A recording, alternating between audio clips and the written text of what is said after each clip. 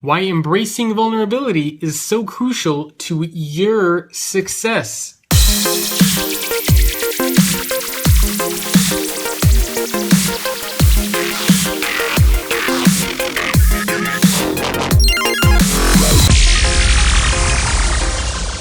Hello everyone, welcome to another episode of The Future in 5. My name is Jacob Morgan. This is where I share my thoughts, ideas, and commentary on the future of work in 5 minutes or less. I'm here in Memphis. I'm doing a keynote tomorrow for St. Jude Children's Research Hospital on management and leadership. Susan Cain, who wrote the book Quiet, all about introverts, I'm sure many of you guys have read that. She spoke today. I got a chance to meet her. She's really great. Hopefully I'll do a podcast or something with her in the future.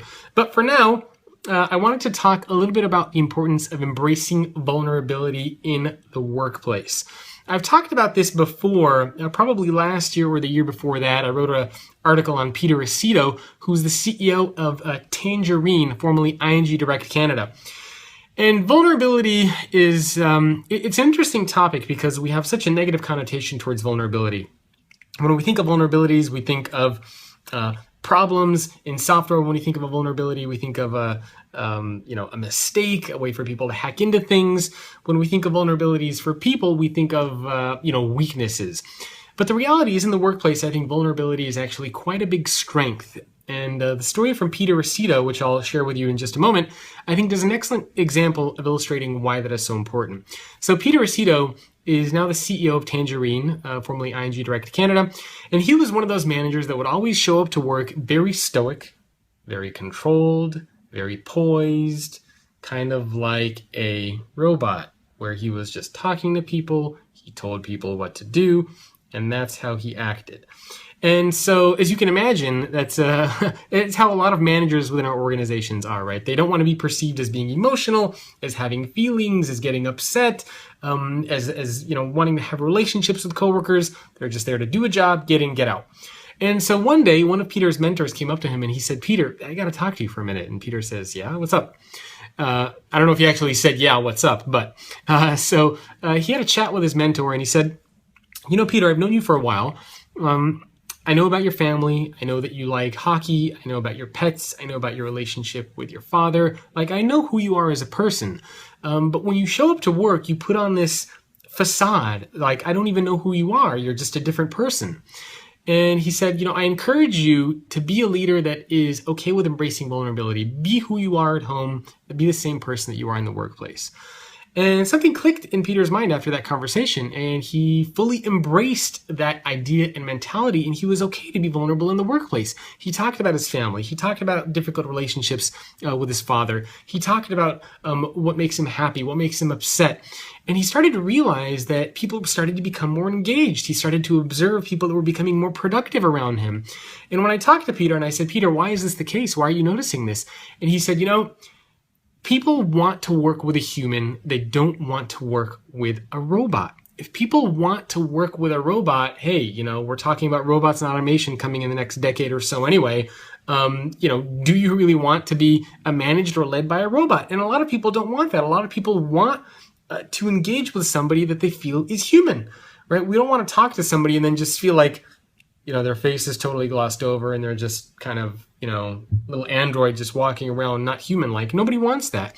When you have a conversation with somebody, whether it's a coworker, a friend, a spouse, a manager, you want to see some kind of emotion from this person, right? Are they empathetic? Do they care about what you're saying? Is anything resonating with them? Is it clicking? And you also want to be able to be yourself. If you're upset, you want to be able to tell your boss you're upset and why you're upset. And similarly, your boss should do that for you, because if they don't do it, you won't be able to do it back. So embracing vulnerability in the workplace, I think, is huge. I think people will open up to you more. I think you will get more trust. You'll get more engagement. People will want to be around you more, and they will respect you more. Right? They'll respect you more as a person. And I think that is what is going to lead to a lot of these potential leadership and management opportunities within organizations. So embracing vulnerability in the workplace, I think, is a huge strength and not a weakness. Curious to hear what you think. Tell me a little bit about your organizational environment. A lot of the employees that I speak to and interview, unfortunately, they tell me they are not in environments where they are able to be vulnerable, which is quite unfortunate. And hopefully we'll see that change over the coming years. But I'm curious to hear from you. are you open? Are you able to be vulnerable in your organization? Do you have a story of a manager that has been vulnerable with you in the organization? Or have you seen somebody being vulnerable in the workplace? How did that make you feel? What do you think about? Leave me a comment below and let me know what you think. If you want to get more access to the videos, make sure to subscribe to the YouTube channel. You'll see an icon at the bottom somewhere, if not here. It's on one of these two sides. So click on the icon to subscribe to the YouTube channel and you'll get 2 of these videos every week.